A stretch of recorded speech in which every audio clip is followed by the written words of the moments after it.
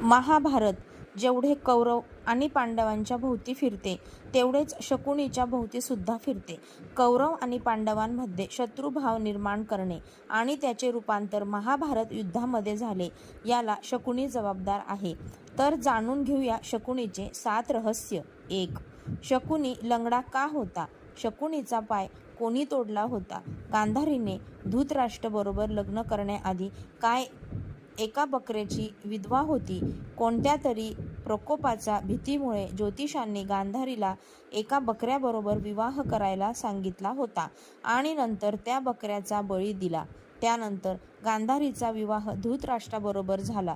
धृतराष्ट्राला जेव्हा हे समजले की गांधारी एक विधवा होती तेव्हा त्याला खूप राग आला. त्याने असा विचार केला की गांधारीचा आधी कोणाबरोबर तरी विवाह झाला होता आणि माहीत नाही त्याचा वध का केला. धृतराष्ट्र खूप दुःखी झाले आणि धृतराष्ट्राने त्यांचा दोघी गांधारींचे वडील राजा सुबल यांना मानलं. तेव्हा त्यांनी गांधार राज्यात हल्ला केला आणि गांधारीचे वडील राजा सुबल, माता सुधर्मा यांच्याबरोबर 100 मुलांना धृतराष्ट्राने कारागृहामध्ये टाकले. कारागृहामध्ये सगळ्याबरोबर वाईट वागला. रोज फक्त एकच ताट जेवण सगळ्यांना मिळत असे, ज्याचा एक एक दाणा सगळ्यांच्या वाट्याला येत असे. हळूहळू राजा सुबलच्या मुलांचा मृत्यू होऊ लागला.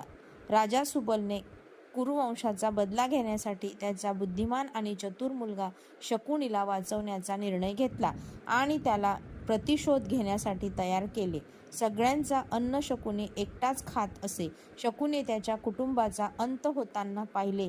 राजा सुबलने मृत्यूपूर्वी धृतराष्ट्राला शकुनीला सोडवण्याची विनंती केली, जी धृतराष्ट्राने मान्य केली. राजमहालाच्या चकचकीतपणामध्ये आपला प्रतिशोध शकुनीने विसरू नये म्हणून आपल्या लोकांनीच त्याचा एक पाय तोडला, ज्यामुळे तो त्याच्या कुटुंबाचा अपमान लक्षात ठेवेल. तेव्हापासून शकुनी लंगडत चालू लागला. 2. शकुनीला कुरुवंशाचा विनाश का करायचा होता?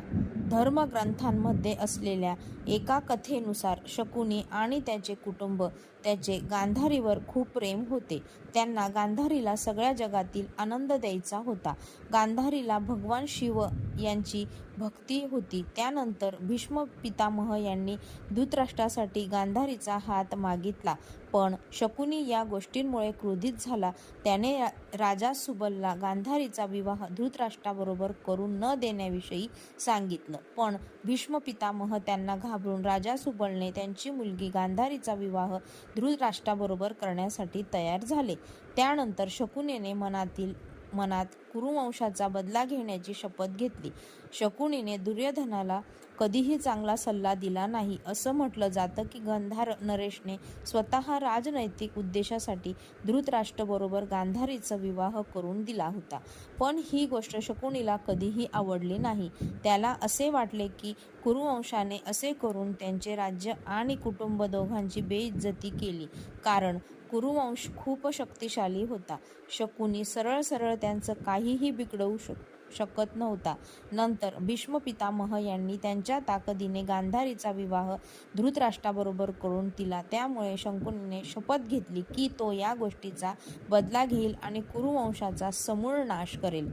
त्यामुळे तो नेहमी अशा चाल खेळत असे, ज्यामुळे कौरव आणि पांडवांमध्ये भांडणं होतील आणि ते स्वतःला संपवतील. 3. शकुनीने गांधाराचा त्याग का केला?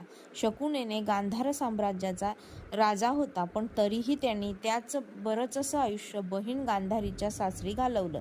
गांधारीचा विवाह जेव्हा धृतराष्ट्राबरोबर झाला तेव्हा शकुनी आणि तिची एक सख्खी हस्तिनापूरला गेली होती. त्याचबरोबर राजनैतिक उद्देशाने शकुनीला हस्तिनापुरामध्ये ठेवले. त्याची बहीण आणि कुटुंबाचा बदला घेण्यासाठी शकुनीला गांधार राज्याचा त्याग करावा लागला आणि त्याची बहीण आणि भाच्यांबरोबर हस्तिनापूरमध्ये राहू लागला. तिथे राहून त्याने षडयंत्र पूर्ण करण्यासाठी शकुनी कौरव आणि पांडवांमध्ये दरी निर्माण करत गेला. 4. शकुनीचे फासे कोणाच्या हाडाचे होते? शकुनीचे फासे त्याचे वडील राजा सुबल यांच्या हाडापासून बनवले होते. शकुनीने चौरस खेळण्यामध्ये माहीर होता आणि कौरवांना सुद्धा त्याने त्याची आवड निर्माण केली होती. ते पाहून मृत्यूपूर्वी राजा सुबलने त्याच्या हाडापासून शकुनीला फासे बनवायला सांगितले होते. राजा सुबलने म्हटले की हे फासे नेहमी तुझी आज्ञा मानतील आणि कोणीही तुला हरवू शकणार नाही. त्याचबरोबर या फास्यांमुळे धृतराष्ट्राच्या वंशाचा नाश होईल. राजा सुबलच्या मृत्यूनंतर त्यांचे काही हाडं शकुनीने ठेवून घेतले होते आणि नंतर त्यापासून फासे बनवले होते. हाडांनी बनवलेल्या फाशांनी चौरस खेळल्यामुळे पांडव सगळं हरले. द्रौपदीचे शीलहरण झाले आणि शेवटी महाभारताचे महायुद्ध झाले. गांधार राजकुमार शकुनी जुगार खेळण्यामध्ये माहीर होता. जेव्हा कपट करून दुर्योधन युधिष्ठिरला चौरस खेळण्यासाठी बोलवले तेव्हा त्याच्या बाजूने फासे फेकण्याचे काम शकुनी करत होता. तो एवढा चतुर होता की युधिष्ठिरला एकही डाव जिंकू दिला नाही. तो न फक्त युधिष्ठिरला वाईटपणे हरवत होता तर चिडून सुद्धा देत होता आणि ज्या वस्तू त्याच्याजवळ राहिल्या त्याला सुद्धा डावांमध्ये लावले.